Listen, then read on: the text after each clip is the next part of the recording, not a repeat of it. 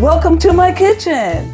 A tart shell is super fun to make, and I've got a couple of tips for you so it turns out right.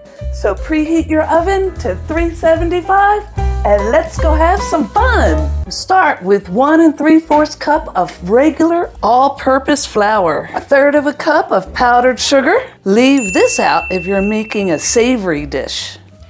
A 1/2 teaspoon of salt. Diamond kosher salt and regular table salt has smaller crystals. Oops. Morton kosher salt has big crystals, and sometimes they don't get broken down all the way when you make your crust. And when you go to bite into them, you get a jolt of salt. And then put in the zest of 1 lemon. Don't go all the way down to the white. Just get the nice yellow on top. That's where all your flavor is.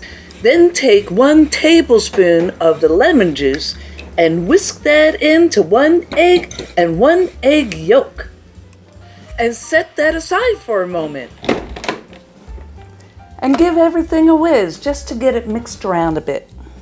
And then I like to take the butter and chop it just like this into cubes and then put it right on in. And give it a whiz to coat the butter with the flour mixture.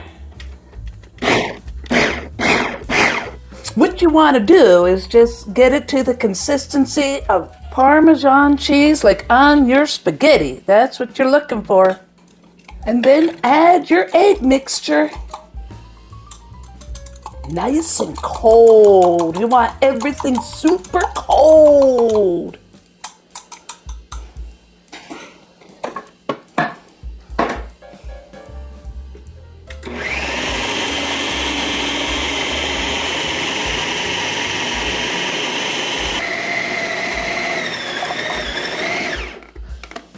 Stop it as soon as it comes together. We don't want to overmix it at all. And then take it and form it into a disc without kneading it. Wrap it in plastic and make sure you don't catch any air bubbles. And put it in the refrigerator and chill it for 2 hours. Or I cheat and put it in the freezer for 1. But don't let it freeze all the way through. And just roll it out. And give it a quarter turn every so often. That'll help you roll it out even. And you want to roll this to about 1/8 of an inch thick. And my tart pan is a 9-inch tart pan, so I'm going to roll it right on out to that. That's what all these lines are for. And then a little shortcut I learned from Mary Berry. Just take it, fold it, and then just scoot it on in. And what you want to do is you don't want to press down. You want it to let it fold in under its own weight. Just let it slide down the sides and use your fingers to push it to get the corners. Feel it into the flutes along the walls. And then just trim off your edges. And I found what that does is it pushes it down.